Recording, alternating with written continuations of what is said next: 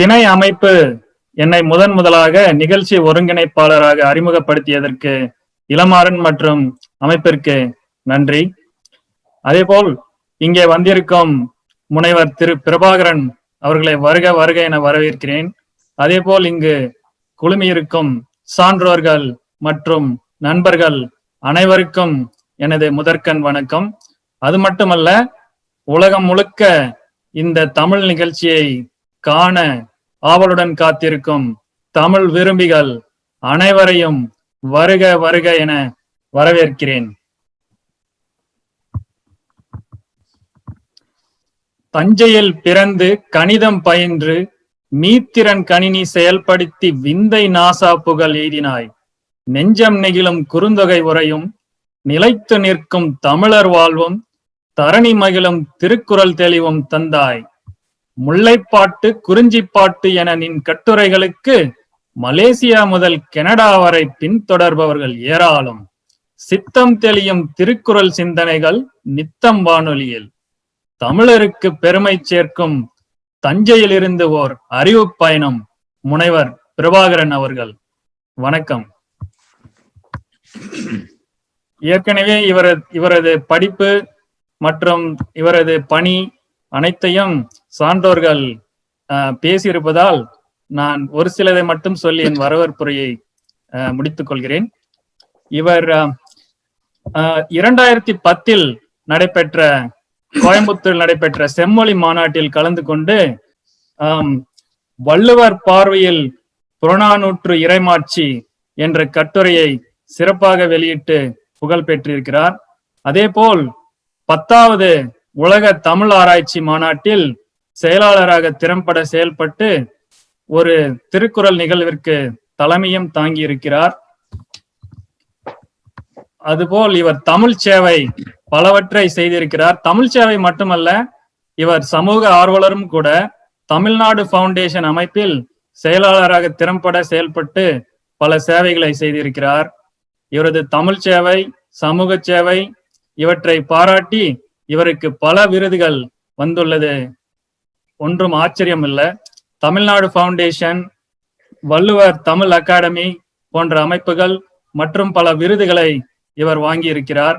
அதுவே இவரது தமிழ் சேவை மற்றும் சமூக சேவைக்கு இது இவருடைய தமிழ் பணி மற்றும் சமூக பணி மட்டுமல்ல, இவர் நிர்வாக ஆளுமை திறனும் கொண்டவர் என்பதற்கு முத்தாய்ப்பாக ஃபெட்னா எனப்படும் வட அமெரிக்க தமிழ் சங்க பேரவையின் துணைத் தலைவராக திறம்பட செயல்பட்டவர். அதே போல் வாஷிங்டன் தமிழ் சங்கத்தின் தலைவராக பணிபுரிந்தவர்.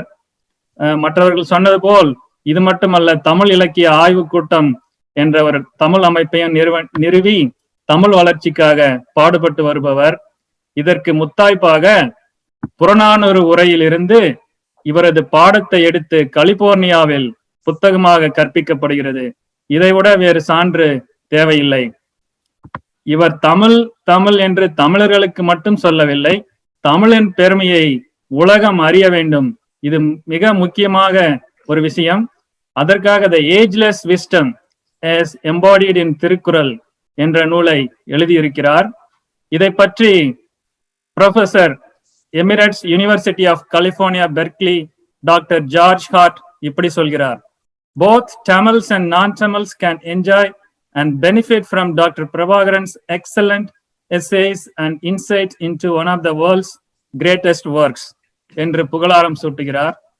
அதேபோல் doctor V Iraianbu IAS principal secretary government of Tamil Nadu India அவர் சொல்கிறார்: His sense of appreciation has not swayed despite his surroundings filled with alien encounters. இதற்கும் மேலாக பேராசிரியர் முனைவர் தி முருகரத்னம் இப்படி குறிப்பிடுகிறார்: முனைவர் பிரபாகரனார் கிபி 21ஆம் நூற்றாண்டின் நச்சினியார்க்கினியர் என்று புகழாரம் சூட்டுகிறார். இதைவிட எனக்கு அறிமுகப்படுத்த வேற எதுவும் தேவையில்லை. வாருங்கள் முனைவர் பிரபாகரன் அவர்களே, வணக்கம். வணக்கம்.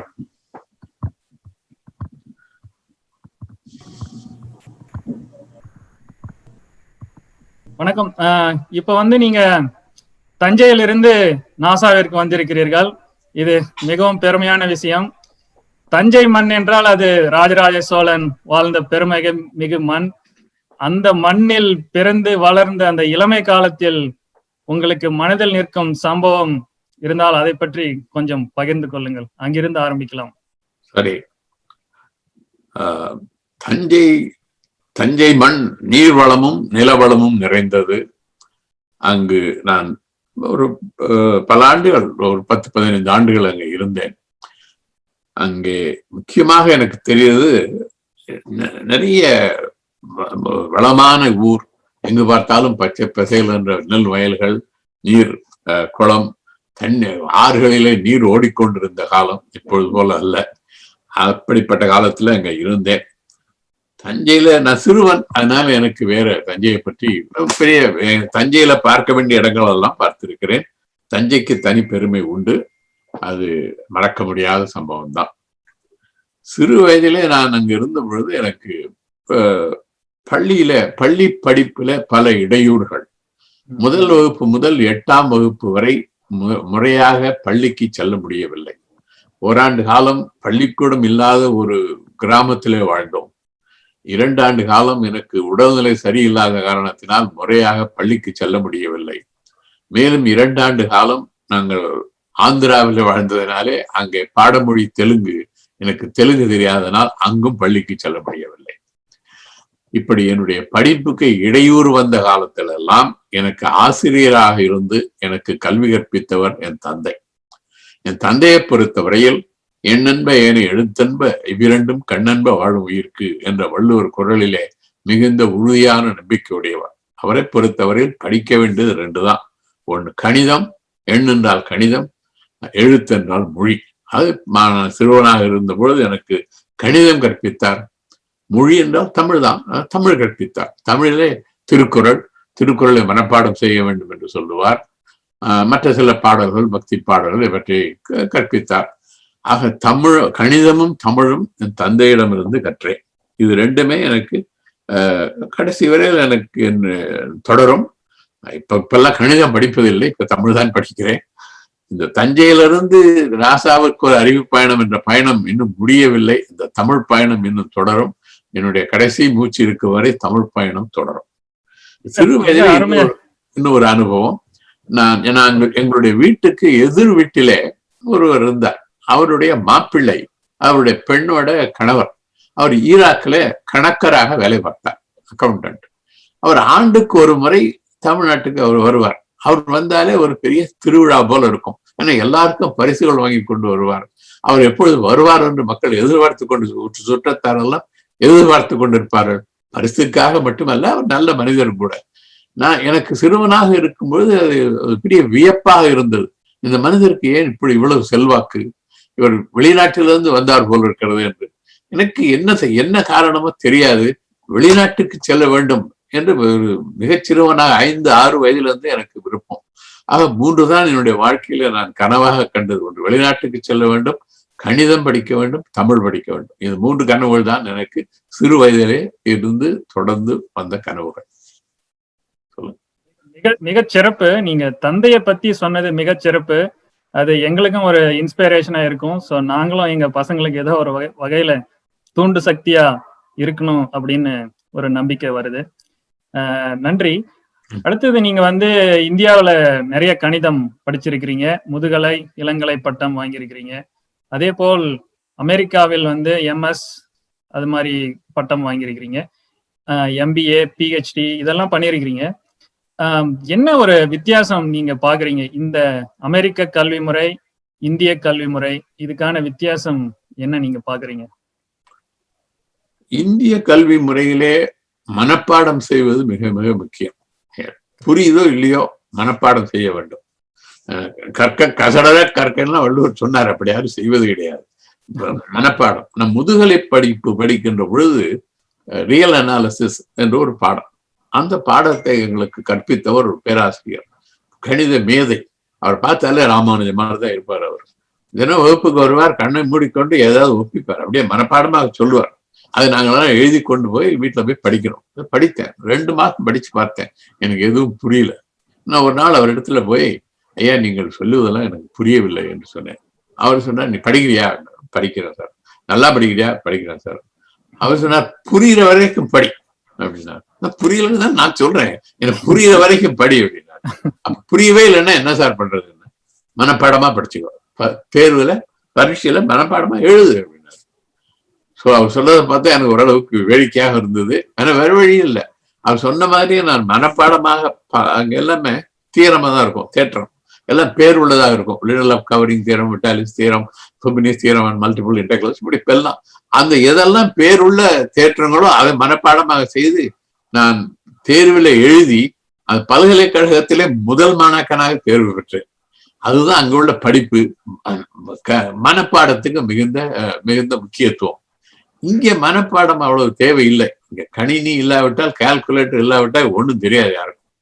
நான் இங்கு வந்து படிக்கின்ற பொழுது அதே ரியல் அனாலிசிஸ் பாடத்தை இங்கு வந்து படித்தேன். இங்கே எடுக்க வேண்டியதாக இருந்தது. அங்கே நான் படித்தேன், திரும்பி படித்தேன். ஆனால் இங்கு வந்துதான் புரிந்து கொண்டேன். இது சொல்லிக் கொடுத்த ஆசிரியர் ஒன்றும் பெரிய மேதை இல்லை, நல்ல மனிதர். புத்தகம் இருக்கிறது, புத்தகத்துல எக்ஸாம்பிள்ஸ் இருக்குது, பின்னால் கணக்கு இருக்கிறது, கணக்குகளுக்கு விடை இருக்கிறது, படித்தா புரியும்.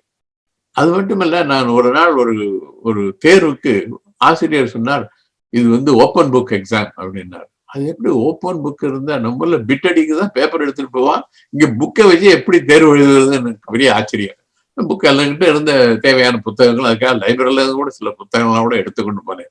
அந்த புத்தகங்களை எதுவுமே தேவையில்லை. அவர் கேட்ட கேள்விக்கும் இந்த புத்தகத்துக்கும் எந்த தொடர்பும் கிடையாது. அவர் சொல்லி கொடுத்ததை புரிந்து கொண்டால் அந்த அந்த கணக்கை நம்ம விடையளிக்கலாம். இங்க புரிந்து கொள்வதுதான் மிக முக்கியம். கற்றதை புரிந்து கொண்டால்தான் அது அறிவாக மாறும். கற்றதை அப்படியே புரிந்து கொள்ளாவிட்டால் அது வெறும் செய்தியாகத்தான் இருக்கும். அதுதான் இங்க உள்ள பெரிய வித்தியாசம். சமூக சூழ்நிலைகளினால ரெண்டு இடத்துலயுமே இந்தியாவில் பள்ளிக்கூடங்கள்ல பல பிரச்சனைகள் இருக்குது, இங்கே பல பிரச்சனைகள் இருக்குது. இந்தியாவில் கிராமங்கள் எல்லாம் பள்ளிக்கூடங்கள் அவ்வளவு சரியாக நடத்த முடியவில்லை. ஒரு பள்ளிக்கு ஒரு ஆசிரியர். இது போன்ற சூழ்நிலைகள்னாலே படிப்பு அவ்வளவு சரியாக இருக்காது. இங்கே புறநகர்ல சப்பர்ப்ல இருக்க பள்ளிக்கூடங்கள் சிறப்பாக நடைபெறுகின்றன பெருமளவில். அதே பள்ளிக்கூடங்கள் இப்ப பால்டிமோர், சிகாகோ போன்ற நகரங்களில இருக்கிற பள்ளிகளில மாணவர்களுக்கு ஏகப்பட்ட பிரச்சனை, வீட்டுல பிரச்சனை, சமூக பிரச்சனை, இது எல்லாமே பள்ளிக்கு வருகிறது. அதனால அங்க படிப்புல அக்கறை காட்டுவதில்லை. இந்த பிரச்சனை வேற. ஆனா முக்கியமான பிரச்சனை அங்கு மனப்பாடம் செய்வது, இங்க புரிந்து கொள்வது. இதுதான் முக்கியமான வித்தியாசம். அருமையாக சொன்னீங்க. இது கற்க கசடற அப்படின்னு நம்ம ஊரு திருவள்ளுவர் சொல்லியிருந்தாலும் இது அமெரிக்கா இதை தொடர்கிறது. இதே போல் இந்த இரண்டு நாடுகளும் இதிலிருந்து நல்ல விஷயங்களை கற்றுக்கொண்டு நடைமுறைப்படுத்தினால் இரண்டு கல்வி முறைகளுமே சிறக்கும். மிக அருமை. இதே போல் நீங்கள் வந்து பேராசிரியராக கிண்டி, ஆர்இசி போன்ற புகழ்பெற்ற கல்வி நிலையங்களில் பணியாற்றி இருக்கிறீர்கள். நீங்கள் ஏற்கனவே சொன்னீர்கள் வெளிநாட்டு வர வேண்டும் என்பது உங்களுடைய குறிக்கோள். இருந்தாலும் இதுபோல் அந்த காலத்தில் அரசு பணி, ஒரு நிலையான வாழ்க்கை அப்படின்ற ஒரு இது இருக்கும் பொழுது உங்களுக்கு அந்த மாற்றம் வரவில்லையா? அதை விட்டு நீங்கள் வந்ததுக்கு ஏதாவது காரணம் இருக்கிறதா? பல காரணங்கள். ஒன்று, அரசு பணி நல்ல பணிதான். ஆனா அங்க வந்து சம்பளம் ரொம்ப குறைச்ச. நான் ஆசிரியராக, விரிவுரையாளராக பணியாற்றுகின்ற பொழுது எனக்கு மாத சம்பளம் 260 ரூபாய். அந்த காலத்துல ஐஏஎஸ்ல தேர்வு பெற்று ஐஏஎஸ்ல ஆபீசரா இருந்தாலும் கூட மாத சம்பளம் 400 ரூபாய் தான், அதுக்கு மேல கிடையாது. இப்ப எல்லாம் ஆயிரக்கணக்கான ரூபாய் கொடுக்குறாங்க. அது ஒன்று. சம்பளத்தை விட எனக்கு என்னன்னா, இதே நான் மேலும் மேலும் படிக்க வேண்டும் என்ற எனக்கு விருப்பம். நான் படிக்காவிட்டால் அதே கால்குலஸ், அதே டிஃபரன்ஷியல் ஈக்குவேஷன் தான் மாணவர்கள் தான் மாறுவார்களே ஒழிய ஆசிரியர் ஒருத்ததான், பாடமும் அதே தான். ஒவ்வொரு ஆண்டும் நான் அதே தான் கற்பிக்க வேண்டும். அதனால எனக்கு என்னன்னா, கணிதத்துல எவ்வளவு மாறுபாடுகள் வந்து விட்டது, இங்க கணினிகள் வந்து விட்டன, இதை பற்றியெல்லாம் நான் தெரிந்து கொள்ள வேண்டும் என்று ஒரு காரணம். இன்னொன்று, எப்பொழுதுமே வெளிநாட்டுக்கு செல்ல வேண்டும் என்பது என்னை உறுத்தி கொண்டே இருந்தது. அது ஒன்று. நான் அங்கு இங்க கிண்டியில வேலை பார்க்கின்ற பொழுது அமெரிக்காவில இருந்து டாக்டர் அண்ட் மிஸ்ஸஸ் ரீட் என்று ஒரு தம்பதியார் அங்க வந்தாங்க, விசிட்டிங் ப்ரொஃபஸரா வந்தாங்க. நான் அவரிடத்துல கேட்டேன், நான் அமெரிக்காவுக்கு செல்ல விரும்புகிறேன், எனக்கு எப்படி முடியுமா, படிக்கிறது வாய்ப்பு கிடைக்குமா? அவர் சொன்னார், வாய்ப்பு கிடைக்கும், நீ அதற்கான விண்ணப்பங்களை பூர்த்தி செய்து அனுப்பினால் அங்கே உங்களுக்கு இடம் கொடுப்பார்கள், சில இடங்களில் பண வசதியோடு கொடுப்பார்கள் என்றார். ஆர்வமாக இருந்தேன். நான் அதற்கு முன்னாலே இங்க வருவதற்கு முன்னால எனக்கு இன்னொரு எண்ணம் இருந்தது. நான் எம்எஸ்சி மேத்தமேட்டிக்ஸ்ல படிச்சது பிறகு கல்கட்டாவில் போய் இந்தியன் இன்ஸ்டிடியூட் ஆஃப் ஸ்டாட்டிஸ்டிக்ஸ்ல எம்ஸ்டாட் படிக்க வேண்டும், எம்ஸ்டாட் படித்த பிறகு லண்டன் ஸ்கூல் ஆஃப் எக்கனாமிக்ஸ் போக வேண்டும் என்று நினைத்தேன். அது வெறும் முடியவில்லை, ஏன்னா பண வசதி இல்லை அங்கு. ஆகவே நான் சரி இப்படியாவது வேற வெளிநாட்டுக்கு போகலாம் என்ற முடிவு தொடர்ந்து அந்த எண்ணம் இருந்தது. நான் ஆர்இசி ரீஜனல் இன்ஜினியரிங் காலேஜில் விரிவுரையாளராக பணியாற்றிய பொழுது அங்கு என்னுடைய கணிதத்துறைக்கு தலைவராக இருந்தவர் இங்கு முனைவர் பட்டம் பெற்று, கணிதத்திலே முனைவர் பட்டம் பெற்று அங்கு வந்து வேலை பார்த்தார். அவரோடு பழகிய பிறகு என்னுடைய எண்ணம் கணிதம் படிக்க வேண்டும், வெளிநாட்டுக்கு செல்ல வேண்டும் என்ற எண்ணம் இன்னும் தீவிரமாக இருந்தது. எப்பொழுதுமே அந்த சிந்தனையில தான் இருந்தேன். நான் பல கல்லூரிகளுக்கும் பல்கலைக்கழகங்களுக்கும் விண்ணப்பித்தேன், விண்ணப்பங்கள்லாம் அனுப்பினேன். பல இடங்கள்ல தோல்வி, யாரும் எதுவும் கொடுக்கறது இல்லை. சில இடங்களிலே இடம் கொடுத்தாரு, எம்எஸ் படிக்கிறதுக்கு அட்மிஷன் கிடைத்தது, ஆனால் பணம் கிடையாது. இங்க பணம் இல்லை என்றால் இங்க வர முடியாது. நம்ம பணத்தை செலவு பண்ணி இங்க வர அளவுக்கு நான் ஒரு பெரிய செல்வந்தர் இல்லை. அந்த சமயத்தில் நான் பால் state university Mansi Indiana, Mansi என்ற ஊர்ல, இந்தியானா மாநிலத்தில் உள்ள ஊர்ல எனக்கு படிப்பதற்கு எம்எஸ் படிப்பதற்கு இடம் கொடுத்தார்கள். அதே சமயம் மாதம் சம்பளம் கொடுத்தாங்க, படிக்கிறதுக்கு அவங்க பணம் கொடுத்தாங்க. அதை விட நல்ல வாய்ப்பு கிடைக்காது. அதனால நான் வந்தேன். அதனாலதான் நான் இங்க அமெரிக்காவுக்கு வந்தேன். வெறும் படித்து கொண்டு சொல்லிக் கொடுப்பது மட்டும் போதாது, இதை புரிந்து கொண்டு செயல்படுத்த வேண்டும் என்று நீங்கள் அமெரிக்கா வந்து நிச்சயம் சாதித்து விட்டீர்கள். நீங்கள் பார்த்து கொண்டிருப்பது தஞ்சையிலிருந்து நாசாவிற்கு ஓர் அறிவு பயணம், முனைவர் பிரபாகரனுடன் ஒரு சந்திப்பு. இந்த நிகழ்ச்சியை நீங்கள் நேரலையாக American Tamil media YouTube, American Tamil radio மற்றும் கலாட்டா நெட்டிசனின் நெட்டிசன் முகநூல் பக்கங்களில் நேரலையாக கண்டு மகிழலாம். அடுத்து ஐயா, நீங்க வந்து நாசா, புகழ்பெற்ற நாசாவில் பணிபுரிந்திருக்கிறீர்கள். இதில் உலகில் மிக குறைவான நபர்களுக்கு மட்டுமே இந்த அனுபவம் கிடைக்கும். அந்த நாசா அனுபவம் பற்றி கொஞ்சம் பகிர்ந்து கொள்ளுங்கள். நாசாவில் நான் வேலை பார்க்கின்ற பொழுது என்னிடத்தில் ஒரு குழு, ஒரு 30 பேர் 40 பேர் இருந்திருப்பாங்க, ஒரு குழு. அந்த குழுவிற்கு நான் தலைவர். அதனால நான் தொழில்நுட்பங்களிலே அவ்வளவு ஈடுபட முடியவில்லை. அதற்கு முன்னதாக நான் பல ஒரு 2 நிறுவனங்களிலே வேலை பார்த்திருக்கிறேன். அங்கு வேலை பார்த்த பொழுது என்னுடைய தொழில்நுட்பத்தை என்று பார்த்தால் கம்ப்யூட்டர் கிராபிக்ஸ். அப்பெல்லாம் கம்ப்யூட்டர் கிராபிக்ஸ் அவ்வளவு வளர்ச்சி அடையவில்லை, கம்ப்யூட்டரே வளர்ச்சி அடையவில்லை. அதனால கம்ப்யூட்டர் கிராபிக்ஸ்ல கொஞ்சம் எனக்கு ஈடுபாடு உண்டு. நான் சில சாஃப்ட்வேர்லாம் எழுதியிருக்கேன். அது வந்து பல நாடுகளில் விற்பனை செய்யப்பட்டது. நான் நாசாவுக்கு வருகின்ற பொழுது நான் ஒரு டைரக்டர் ஆக வந்தேன். அங்க நான் நாசாவுக்கு நேரடியாக நான் வேலை பார்க்கவில்லை. நாசாவில் வேறொரு கம்பெனி, வேறொரு நிறுவனத்தின் வழியாக நாசாவில் வேலை பார்த்தேன். அந்த நிறுவனத்தினுடைய பணி என்னவென்றால் அங்க ஆபரேஷன்ஸ், அங்க பல கணினிகள், mini computers, IBM VM operating system, IBM 370 operating system, Cray scientific கம்ப்யூட்டிங்காக கிரே, இது போன்ற பல கணினிகள் இருந்தன. பெரிய பெரிய கணினி மையம். அதை பயன்படுத்துபவர்கள் ஆராய்ச்சியாளர்கள். அவர்களுக்கு என்ன வசதிகள் வேண்டுமோ அது செய்து கொடுக்க வேண்டியது, டெக்னிக்கல் சப்போர்ட், அப்புறம் அங்க உள்ள நெட்வொர்க் மேனேஜ்மெண்ட், மற்றும் அவர்களுக்கு help desk, customer support, software development, evaluation of new technologies. அந்த சமயத்துல இது வந்து 1990 2000 வரைக்கும், 89 99 வரைக்கும் கணினியில பல மாற்றங்கள்.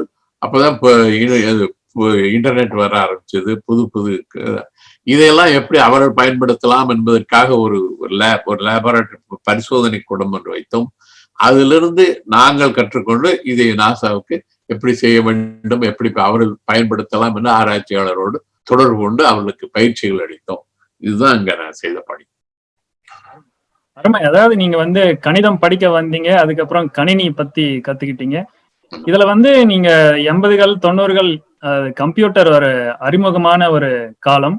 அப்ப அந்த சூப்பர் கம்ப்யூட்டிங் வந்து எப்ப வந்தது, அது வந்து எப்படி வந்து அந்த செயல்திறன் எவ்வளவு வித்தியாசம் இருந்தது சாதாரண கணினிக்கு, அதை பற்றி கொஞ்சம் சொல்லுங்க. நாசாவில் வேலை பார்த்தப்ப கூட சூப்பர் கம்ப்யூட்டிங் சொல்ல முடியாது. அதையும் அப்ப வந்து இருந்தது கிரே கம்ப்யூட்டர் இருந்தது, IBM பெரிய கணினிகள். அது அந்த central processor is very powerful, அவ்வளவுதான் சொல்ல முடியும். அந்த மெமரி எல்லாம் அந்த computer can use the entire memory. ஒரு பெரிய கணினி என்றுதான் சொல்ல முடியும். ஆனால் இங்கு இந்திய அமெரிக்க ராணுவத்துக்கு வந்த பிறகு இங்க உள்ளபடியே ஹை பர்ஃபார்மன்ஸ் கம்ப்யூட்டிங். இங்கே பல சிறு கணினியுடைய டெக்னாலஜி மாறி, தொழில்நுட்பம் மாறிவிட்டது. பல சிறு கணினிகளினுடைய கூட்டமைப்பு, 1000 ப்ராசஸர் இருக்குது. அந்த 1000 கணினிகளுடைய கூட்டமைப்பு தான் சூப்பர் கம்ப்யூட்டர். அதனால என்ன ஆகுதுன்னா பேரலல் ப்ராசஸிங். இப்ப சாஃப்ட்வேர்ல ஒரு ஒரு ஒரு ப்ராப்ளத்தை நீங்க சால்வ் பண்ணணும்னா அது வந்து ஒரு சில கணினிகள் அந்த அந்த அந்த ப்ராப்ளத்தினுடைய ஒரு பகுதியை செயல்படுத்தலாம், மற்ற கணினிகள் மற்றொரு பகுதியை செயல்படுத்தும்.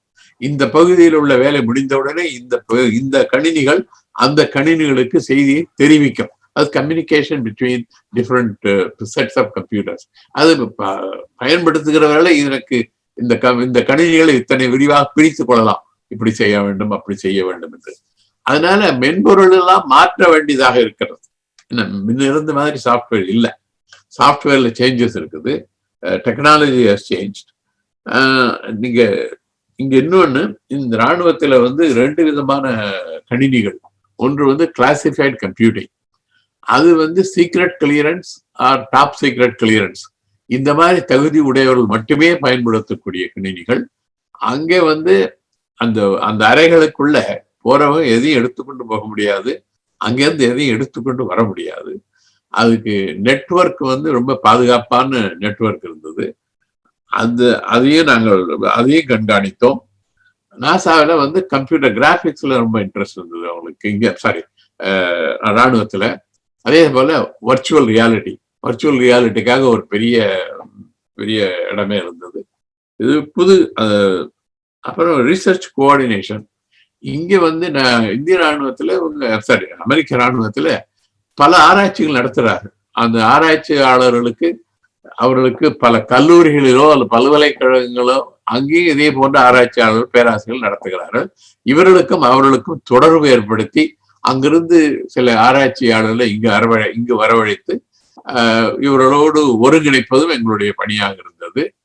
சில சமயம் அந்த அமெரிக்க ராணுவத்துக்கு கம்ப்யூட்டர் வாங்குவதும் எங்களுடைய பணியாக இருந்தது. ஏன்னா அவங்களுடைய ஒவ்வொரு 2 ஆண்டுக்கு ஒரு முறை அவங்க கம்ப்யூட்டரை மாத்திடுவாங்க. நல்லா வேலை பார்த்தா கூட அந்த கணினியை வேறொரு இடத்துக்கு அனுப்பிவிட்டு இப்ப இது ஸ்டேட் ஆஃப் தி ஆர்ட் என்ன புது கணினிகளை இவர்கள் வாங்கிக் கொள்வார்கள். அப்போது அவர்கள் கணினியை வாங்கும் பொழுது அதற்கு பெருமளவிலே நாங்கள் பணியாற்றுவோம். எப்படிப்பட்ட கணினி வேண்டும், அந்த கணினி எப்படி பெஞ்ச் மார்க் பண்ணணும், அது எது தேவை. அது Silicon Graphics, IBM, Cray, Hewlett Packard, பல நிறுவனங்கள் இருந்தன அப்போது. இப்ப எப்படி தெரியாது. அந்த நிறுவனங்களால தான் அவர்களை போட்டியிட செய்து எது சிறந்த கணினி என்று அது என்ன விலைக்கு வாங்குறாங்க இதெல்லாம் அவர்களுக்கு உதவி செய்வது எங்களுடைய பணி. அங்கே வந்து ராணுவத்துல இருக்கும்போது ஏறத்தாழ ஒரு 100 பேர் இருந்தாங்க எங்களுடைய குழுவில். நானாக எதையும் செய்தேன்னு சொல்ல முடியாது. மேனேஜரா இருக்கப்போ மற்றவர்கள் பணி அவர்கள் சரியாக செய்கிறார்களா என்று பொதுவாக வள்ளுவர் சொல்வதை போல இதனால் இதனை இவன் பிடிக்கும் ஆய்ந்து அதனை அவன் கண் விடல். பொதுவா மற்றவர்களை வைத்து வேலை வாங்குவதுதான் நம்முடைய வேலை. அது ஓரளவுக்கு டெக்னாலஜி தெரியணும். அதுதான் நான் அங்க செய்தோம். மிக அருமை, மிக சிறப்பு ஐயா. இப்ப குவான்டிலியன் கால்குலேஷன் பெர் செகண்ட் அளவுக்கு கணினி வளர்ந்துருச்சு நீங்க பார்த்த காலத்துல இருந்து. இது மேலும் நம் மானுடம் வெற்றி பெற, வளம் பெற நல்ல ஒரு செயல்முறையில் பயன்படுத்தப்படும் என்று நம்புகிறோம். தமிழ் வளர்ச்சியில் கணினி வந்து கொண்டிருக்கிறது. அதை பற்றி உங்கள் கருத்து என்ன? இன்னும் நாம் போக வேண்டிய தூரம் என்ன? சில செயலிகள், பல நுட்பங்கள், சாதாரண தமிழ் ஃபாண்ட் ஸ்கிரிப்ட்ல இருந்து இப்ப எல்லாமே தமிழ்ல முகநூல் கூட எல்லாம் தமிழ்ல வந்துகிட்டு இருக்கு. இது வந்து ஆறுதலான விஷயம். இன்னும் நாம ஒரு சில போக வேண்டிய தூரம், அதனுடைய கருத்து பத்தி உங்களுக்கு ஏதாவது இருந்தா சொல்லுங்க. முக்கியமா நமக்கு தமிழ்ல வேண்டியது இலக்கணம். தமிழ்ல எழுதுறப்ப நமக்கு வந்து சந்திப்பிழை. அதாவது இப்ப இங்கிலீஷ்ல வந்து கிராமர் செக் பண்ணலாம், எவ்வளவு சாஃப்ட்வேர் இருக்குது. தமிழ்ல கிராமர் செக் பண்றதுக்கு ஒன்னு ரெண்டு இருக்குது, ஆனாலும் அவ்வளவு திறமையான சாஃப்ட்வேர் இல்லை. அதனால இப்போ அதுதான் பெரிய குறை. இன்னொன்னு ஒரு அகராதி வேணும். இப்ப ஒரு சொல்லுக்கு ஆங்கிலத்துல ஒரு சொல்லுன்னா அது எட்டிமாலஜி, அது வேர்டு, அந்த ரூட் எது வேறு சொல்லுன்னு அந்த மாதிரி தமிழ்ல இன்னும் வர செய்து கொண்டு இருக்கிறார்கள் என்று நினைக்கிறேன். அது அவசியம். மற்றபடி இணையத்துல தமிழ் நிறைய எழுதுறோம். தமிழ் அது அந்த கிராமர், அந்த ஒரு அகராதி, இதுதான் முக்கியமான தேவை என்று நினைக்கிறேன். அருமை அருமை ஐயா. தஞ்சையிலிருந்து நாசாவிற்கு ஓர் அறிவு பயணம், முனைவர் பிரபாகரன் அவர்களுடன் ஒரு சந்திப்பு. இதை நேரடியாக American Tamil media YouTube, American Tamil radio மற்றும் கலாட்டா நெட்டிசன் முகநூல் அலைகளில் நேரலையாக கண்டு ரசிக்கலாம், கண்டு கழிக்கலாம். அடுத்து ஐயா, நீங்க இங்க வந்தீங்க, படிச்சீங்க. அது வேற கலாச்சாரம், வேற மொழி. நீங்க தமிழ்ல இருந்து வந்த அந்த காலகட்டத்துல நிறைய தமிழர்களோ இந்தியர்களோ அங்க இருந்திருக்க மாட்டாங்க. அப்படி நீங்க பணியில போயிட்டு அந்த ஒரு அறிவு பயணத்தை மேற்கொண்டு இருக்கும் பொழுது தமிழ் ஆர்வம், தமிழ் பற்றி உங்களுடைய பார்வை எப்படி வந்தது? அதற்கான நேரம், அமைப்பு, குடும்ப சூழ்நிலை, இதெல்லாம் எப்படி நீங்கள் சமாளித்து தமிழில் தொண்டாற்றினீர்கள், சேவை, அதை பற்றி கொஞ்சம் சொல்லுங்கய்யா. நான் முதலே கூறியது போல மூன்று காரியங்கள் செய்ய வேண்டும் என்பது என்னுடைய கனவு. ஒன்று, வெளிநாட்டுக்கு வர வேண்டும், அது நடைபெற்றது.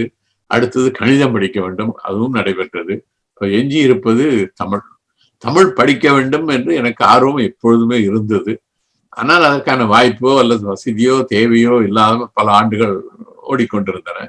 நான் ஒஹையோவில் இருந்த பொழுது ஆக்ரன் என்ற ஊர்ல இருந்தேன். அங்க நண்பர்கள் சிலர் கூடி பகவத்கீதையை படிப்பார்கள். ஞாயிற்றுக்கிழமையிலே பகவத்கீதையை படிப்பார்கள். பிறகு நல்ல விருந்து நடக்கும். என்னையும் கூப்பிடுவார்கள். எனக்கு பகவத்கீதையில் அவ்வளவு ஈடுபாடு கிடையாது, ஆனால் விருந்தில ஈடுபாடு உண்டு. ஆனா அது முடிஞ்ச உடனே வீட்டுக்கு வந்து விடுவேன். எனக்கு இவர் பகவத்கீதை படிக்கின்ற பொழுது ஏன் திருக்குறள் படிக்க கூடாது, நண்பர்கள் ஆமா திருக்குறள் ஏன் படிக்க கூடாது என்ற மனதிலே உறுத்தி கொள்வது பெரிய ஆதங்கம். அந்த ஊர்ல இருந்தது ஒரு 4-5 குடும்பங்கள் தான். ஒருத்தர் மருத்துவர், அவருக்கு எதற்கு நேரம் கிடையாது. இன்னொருத்தர் தமிழர், ஆனால் கேரளாவில படித்து கேரளாவிலிருந்து வந்த தமிழர். ஒருவர் ஆந்திராவிலிருந்து வந்த தமிழர், ஒருவர் கர்நாடகாவிலிருந்து வந்த தமிழர். இவர்களெல்லாம் வைத்து ஒருங்கிணைத்து எதையும் செய்ய முடியாது. அதனால நான் இது போன்ற பெரிய ஊர்கள், வாஷிங்டன் போன்ற பெரிய ஊர்களுக்கு வந்தால் இது பயனுள்ளதாக இருக்கும். இங்க தமிழ் படிப்பதற்கும் நண்பர்களோடு கூடி படிப்பதற்கும் ஆர்வம் வசதி இருக்கும் என்று நினைத்தேன். அதே போல் நான் 1999 இங்க வந்தேன் வாஷிங்டன் வட்டாரத்துக்கு. நான் இங்க சில காலம் இருந்தேன். இங்க பார்த்தா ஆயிரக்கணக்கான தமிழர்கள் இருக்கிறார்கள். இங்க கண்டிப்பாக நண்பர்கள் இருப்பார்கள், அவர்களோடு கூடி தமிழ் படிக்க முடியும் என்று ஒரு ஆர்வம் இருந்தது. 2003 நான் தமிழ்நாடு அறக்கட்டளையில இணை செயலாளராக இருந்தேன். அப்பொழுது அங்கு ஒரு மாநாடு நடைபெறுது. புளாரிடாவில் ஒரு மாநாடு நடைபெற்றது. அந்த மாநாட்டுக்கு நான் சென்றேன். அந்த மாநாட்டிலே ஒருவர் உரையாற்றி கொண்டிருந்தார். அவருடைய பேச்சு என்னை மிகவும் கவர்ந்தது. அவர் வள்ளுவரை அறிந்தோமா என்ற தலைப்பிலே திருவள்ளுவரை பற்றி பல கருத்துக்கள், அவருடைய சொல்லாற்றல், தமிழ், திருக்குறள் உள்ள புலமை, தமிழ் புலமை, இதெல்லாம் அதை கண்டு நான் வியந்தேன். இப்படி கூட திருக்குறளை பற்றி பேச முடியுமா என்று. அவர் பேசி முடித்தவுடனே நான் நண்பரிடத்துல கேட்டேன், யார் இவர்? அவர் சொன்னார்கள், அவர் மதுரை காமராஜர் பல்கலைக்கழகத்திலே திருக்குறள் பேராசிரியராக இருந்தவர், தமிழ்துறை தலைவராகவும் இருந்தவர் என்று சொன்னார்கள்.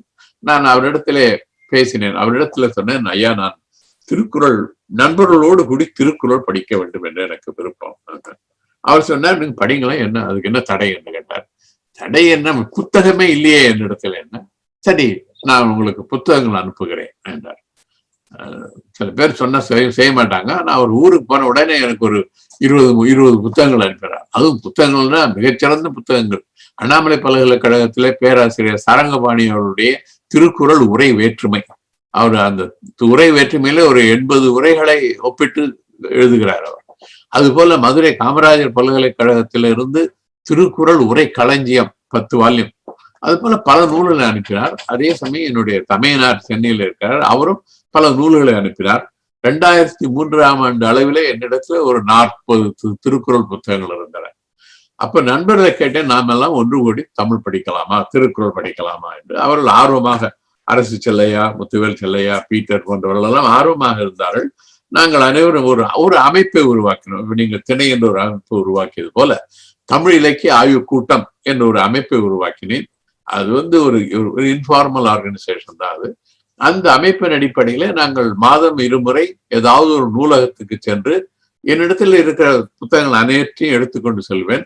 அங்க ஒவ்வொருவருக்கும் ஒரு புத்தகம், திருக்குறளை ஒரு குறளை படிக்கின்ற போது அந்தந்த புத்தகத்திலே என்ன உரை இருக்கிறது என்று அதையெல்லாம் நாங்கள் ஆலோசித்து கலந்துரையாடி எதை ஏற்றுக்கொள்ள முடியும், எதை தள்ள வேண்டும் என்று முடிவு செய்து எங்களுடைய கருத்தை பதிவு செய்வோம்.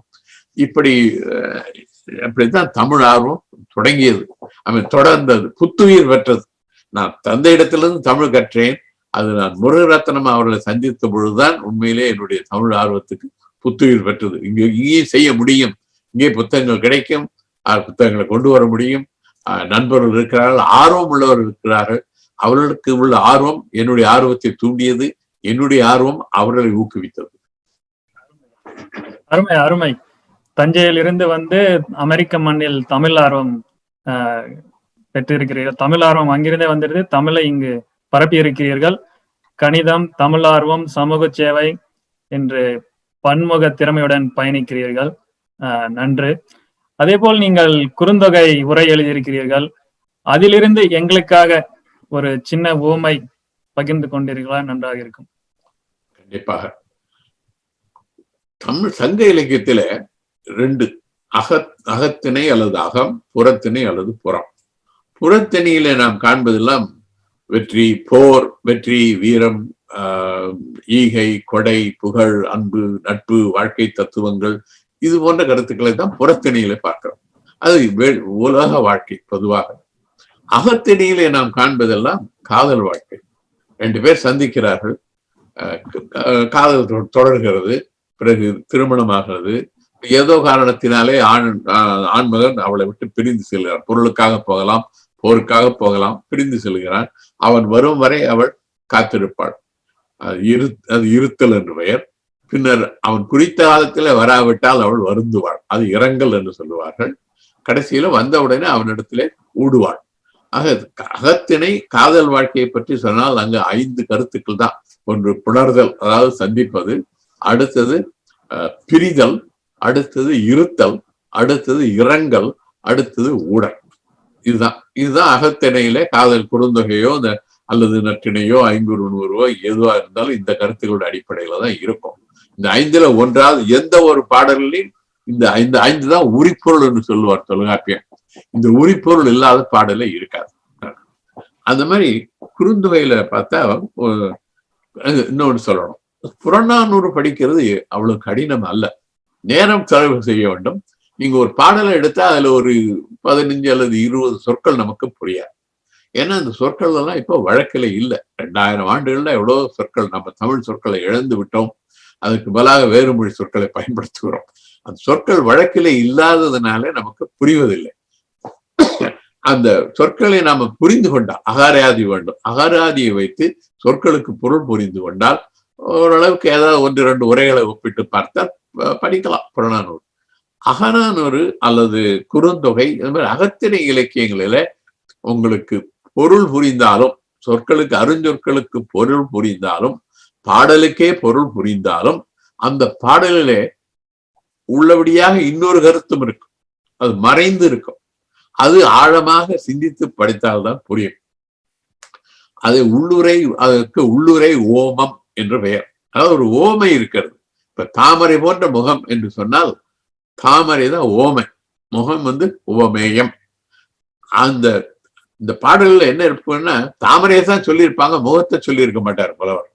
ஆனால் எதற்கு எது ஓமைன்னு நாம் கண்டுகொள்ள வேண்டும். நான் ஒரு பாடல் சொல்லுகிறேன். ஆலங்குடி வங்கனார் என்று ஒரு புலவர், அவர் ஒரு பாடல் எழுதுகிறார். அந்த பாடல்ல பின்னணி என்னவென்றால், மருத நிலத்தை சார்ந்த ஊரிலே ஒரு தலைவர். அவனுக்கு ஒரு மகன், மனைவி, இவர்களோடு குடும்பம் நடத்துகிறார். ஒரு சமயம் ஏதோ காரணத்தினாலே தன் மனைவியையும் மகனையும் விட்டு பரத்தை வீட்டுக்கு செல்கிறார். அங்கு போய் அவளோடு சில காலம் இருக்கிறார். பிறகு தன்னுடைய தவறை உணர்ந்து மனைவியோடு வாழ்கிறான். மனைவியோடு திரும்பி வாழுகின்ற நேரத்தில் மனைவி அந்த பரத்தையை பற்றி சற்று இழிவாக பேசுகிறாள். அது நேரடியாக பேசவில்லை. அவள் பேசியதை அந்த பரத்தை கேட்டாள். அவள் என்ன நினைத்தா, என்னை பத்தி இவள் இப்படி பேசினாளா என்று அவளுக்கு கோபம். அவள் இவளுக்கு காதில் விழுமாறு, மனைவிக்கும் மனைவியுடைய தோழிகளுக்கும் காதில் விழுமாறு அவள் ஒரு செய்தியை சொல்கிறாள் அந்த தலைவனை பற்றி. இதுதான் பாடலுடைய பின்னணி. அந்த அந்த பாடலை எழுதியவர் இதெல்லாமே கற்பனையான பாடல்கள் தான். அகத்தனை பாடல் அத்தனையும் கற்பனை. புலவர் உட்கார்ந்து அவருக்கு ஏதோ ஒரு கற்பனை ஒரு பாடல் எழுதி வச்சுக்கிறாரு ஒழிய பொண்ணுக்காகவோ பொருளுக்காக எழுதப்பட்ட பாடலும் இல்லை. இந்த பாடல்ல என்ன சொல்றாருன்னா, அந்த பரத்தை சொல்லுவதாக பாடல். அதுல மாமரத்திலிருந்து பாடலை படிக்கல, பாடல் கருத்து சொல்றேன். மாமரத்திலிருந்து விழுந்த மாம்பழம் குளத்திலே விழுந்தது. அந்த குளத்திலே விழுந்த மாம்பழத்தை வாழை மீன் கவி கொண்டது. இது போன்ற நிகழ்ச்சிகள் நடைபெறுகின்ற மருத நலத்துக்கு தலைவர் என்னோடு இருந்த பொழுது என்னை மிகவும் புகழ்ந்தான், பாராட்டினான். இப்பொழுது அவனுடைய மகனின் தாய் வீட்டில் இருக்கிறான். மனைவி கூட சொல்லல. இப்பொழுது அவனுடைய மகனின் தாய் வீட்டில் இருக்கிறான். இப்பொழுது அவன் ஒரு கண்ணாடியில் முன்னால் நின்று நாம் கையும் காலையும் ஆட்டினால் கண்ணாடியில் உள்ள உருவம் கையும் காலம் ஆட்டுவதை போல மனைவி சொல்லுகிறபடியெல்லாம் ஆடுகிறான் என்று அவளை கொஞ்சம் இழிவாக பேசுகிறாள் பரத்து. இதுதான் பாட்டு. நீங்க பாட்டை படிச்சு பார்த்தீங்கன்னா வெளிப்படையாக பார்க்கின்ற பொழுது இதுதான் பொருள், வேற ஒண்ணும் இல்லை அதுல. ஆனா கொஞ்சம் ஆழமாக சிந்தித்து பார்த்தால் இங்க ஒரு ஓமை இருக்கிறது. என்ன ஓமை என்றால், இந்த மரத்திலிருந்து விழுகின்ற பழம் இருக்கிறதே அதுதான் தலைவன். இந்த வாழை மீன் இருக்கிறது அதுதான் பரத்தை. பழம் தானாக வந்து விழுந்தது, இந்த வாழை மீன் அதை கவி கொண்டது. வாழை மீன் பழத்தை தேடி அங்கு அலைந்து செல்லவில்லை. அந்த பழத்தை வாழை மீன் வெகு சுலபமாக எடுத்துக்கொண்டது. பழம் தான் வந்து விழுந்தது. அதை போல இவனாக சென்றான் அவளிடத்துல. அவள் எந்த முயற்சியும் செய்யவில்லை என்று அது தெரியப்படுத்துகிறார். மனைவிக்கு தெரிய வேண்டும், நான் அவனுக்காக வலை வீசி அவனை கவரவில்லை, உங்க வீட்டுக்காரர் தான் இங்க வந்தா என்னிடத்துல என்று சொல்லுகிறார். இது உள்ளுரை ஓமம் அல்லது உள்ளுரை என்று பொருள். இதே மாதிரி இன்னொன்றும் இருக்கிறது, அதுக்கு இறைச்சி என்று சொல்லுவார்கள். ஏறத்தாழ இதை போன்றதுதான். இதுதான் இந்த பாடலுள்ள நயம். இதை புரிந்து கொள்வதுதான் கொஞ்சம் விடுகதை போல. இந்த புலவர் என்ன சொல்லு, எல்லா பாடல்களிலும் இருக்கும் என்று சொல்ல முடியாது. பல பாடல்கள்ல இந்த கருத்து இருக்குது, குறுந்தொகையில நிறைய இருக்குது. அப்போ இறைச்சியும் கொஞ்சம் என்னன்னு சொன்னீங்கன்னா நல்லா இருக்குமே. உள்ளரே சொன்ன மாதிரி இந்த ஓமையில இந்த ஓமைக்கும் ஓமேயத்துக்கும் 1-to-1 கரஸ்பாண்டன்ஸ் இருக்கும். ஒவ்வொன்றுக்கும் இப்ப வாழை மீன் என்றால் அங்க வந்து பரத்தை, மாம்பழம் தலைவன், இந்த ஒற்றுமை இருக்கு இல்லையா. இறைச்சியில் அப்படி இருக்காது. உதாரணமாக ஒரு பாடம், இது வந்து கடுந்தோட் கரவீரனார் என்பவர் எழுதிய பாடம். இந்த பாடல்ல ஒரு செய்தியை சொல்லுகிறார் புலவர். என்ன சொல்றாருன்னா, பின்னணி என்ன, ஒரு தலைவன் தலைவி இவர் சந்திக்கிறார்கள். முதல்ல பகல்ல சந்திக்கிறார்கள், பிறகு இரவில சந்திக்கிறார்கள். ஏன்னா பகல்ல சந்தித்தா மற்றவர்களுக்கு தெரியும் இவங்களுடைய பழக்கம், அதனால இரவில சந்திக்கிறார்கள். இரவில சந்திக்கின்ற பொழுது தலைவி வீட்டுல இருப்பாள், தலைவன் வருவான், வந்து ஏதாவது ஒரு ஒலி எழுப்புவான், கேட்ட உடனே அவன் வந்து விட்டான் என்று தெரியும். அவள் வீட்டுக்கு வெளியே சென்று அவனை சந்திப்பான். இதுதான் நடக்கிறது. இதுல இன்னொரு பாத்திரம் தோழி. தலைவிக்கு தோழி இருப்பாள். இந்த தோழி தான் இவருடைய கூட்டு வைக்கிறது, இவளை பிரிப்பதோ, இவளை பற்றிய செய்தி அவனுக்கு சொல்லுவது. இது போல தோழி தான் இடையில இருப்பாள். அவன் இரவிலே வருகிறான். அவன் இரவிலே வருவதை இவர்களுக்கு விரும்பவில்லை. ஏன்னா இரவில காட்டு வழியில வரும்போது விலங்குகள் இருக்கலாம், வேறு இன்னல்கள் இருக்கலாம், அவனுக்கு ஏதாவது இன்னல்கள் ஏற்படலாம், அல்லது இறக்கவும் நேரிடலாம். புலி, கரடி போன்ற கொடிய விலங்குகள் இருக்கின்றனால. அதனால தலைவியும் என்ன நினைக்கிறாள், இவன் வரக்கூடாது, இரவில வருவது சரியல்ல. அது தோழி வழியாக சொல்லுகிறாள். ஒரு நாள் அவன் வருகின்ற பொழுது சொல்லுகிறாள், தோழி போய் அவனிடத்துல சொல்லுகிறாள், நீ இனிமேல் இரவில வராது அப்படின்னு சொல்ல. அதுதான் செய்தி. ஆனால் அது சொல்வதற்கான பின்னணி என்ன சொல்லுகிறாள் என்றால், அவனிடத்துல நீ இவனுடைய நாட்டை பற்றி சொல்லுகிறாள். உன்னுடைய நாட்டிலே ஆண் குரங்கு ஒன்று, நன்றாக தாவக்கூடிய பெரிய கரிய கண்களை உடைய பெரிய ஆண் குரங்கு ஒன்று மலையில ஆண் குரங்கு இறந்தது. அந்த ஆண் குரங்கு இறந்த உடனே பெண் குரங்கு கைமை நோன்பை மேற்கொள்ள விரும்பாமல் தன்னுடைய குழந்தையை சுற்றத்தாரிடத்தில் தன்னுடைய குட்டியை சுற்றத்தாரிடத்தில் ஒப்படைத்து விட்டு இந்த பெண் குரங்கு மலையிலிருந்து கீழே விழுந்து இறந்தது. அப்படிப்பட்ட நாட்டுக்கு உரியவனே, நீ இரவில வராதே.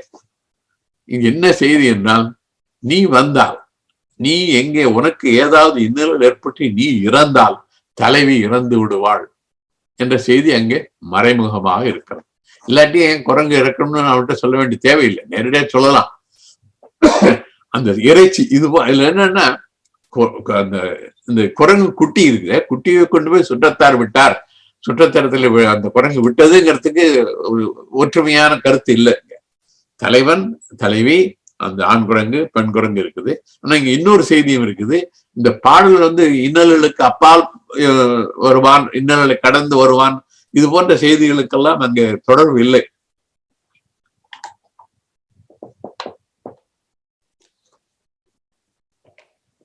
இது போன்றுதான் இறைச்சி என்று பொருள். அந்த பல உரையாசிரியர்களுக்குள்ள வேறுபாடு, இறைச்சிக்கும் உள்ளுரை உமத்துக்கும் வேறு கருத்து வேறுபாடுகள் உண்டு. ஒருவர் உள்ளரையும் சொல்லுவது, இன்னொரு இறைச்சி என்று சொல்லக்கூடிய வாய்ப்பு உண்டு. ஊவே சாமிநாத ஐயர் ரெண்டுமே இல்லை, அவர் குறிப்பு என்பார். அது ரெண்டுமே குறிப்பு என்று சொல்லுவார். ஆனா பாட்டை பொருள் தெரிந்து கொண்டு படிப்பது மட்டுமல்லாமல் அதை பற்றி ஆழ்ந்து சிந்தித்தால்தான் அந்த பாடல் உள்ள நயம் தெரியும். அது உள்ளுரை ஓமாக இருக்கலாம், இறைச்சியாக வேண்டுமானாலும் இருக்கலாம். நன்றி. குறுந்தொகை பற்றி சொல் நயம், ஓமை நயம் பற்றி சுவைப்பட கூறினீர்கள், நன்று.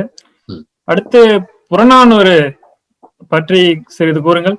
அதை நமது இந்த கால வாழ்க்கையில் அந்த கலாச்சாரம், சமுதாய வாழ்வு, அதை இப்படி இருக்கின்ற ஒரு பரபரப்பான சூழலில் அதை எப்படி பயன்படுத்தலாம், ஒரு சில கருத்துக்கள் பகிர்ந்து கொண்டால் நன்றாக இருக்கும். நாம நினைக்கிறோம் இந்த காலம் தான் ரொம்ப ரொம்ப மோசமான காலம், பரபரப்பான உலகத்துல எப்போதுமே காலம் அப்படித்தான், புறநானூறு காலத்துல இருந்து அப்படித்தான். புறநானூற்றிலே நான் முன்பே கூறியது போல, புறநானூற்றிலே நாம் காண்பதெல்லாம் புறத்திணைகளே, போர், வெற்றி, வீரம், கொடை, நட்பு, அன்பு, இது உலக வாழ்க்கைக்கேற்ற தத்துவங்கள், இதைத்தான் பார்க்கிறோம்.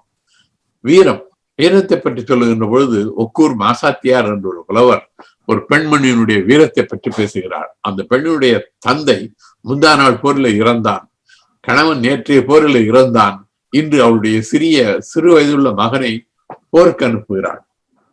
அது அவளுடைய வீரத்துக்கு அடையாளம். இது அன்றைக்கல்ல இன்றைக்கல்ல, அண்மையிலே ஈழத்துல நடந்த போர்ல எத்தனையோ பெண்கள் போருக்கு போயிருக்கிறார்கள். இது பெண்களுடைய வீரத்தை பற்றிய பாடல். இன்னொரு பாடல்ல ஒரு பெண்மணி அவளுடைய மகன் முதுகிலே புண்பட்டு இறந்ததாக யாரோ சொல்லுகிறார்கள் அவளிடத்துல. அவள் கொஞ்சம் முதியவள்.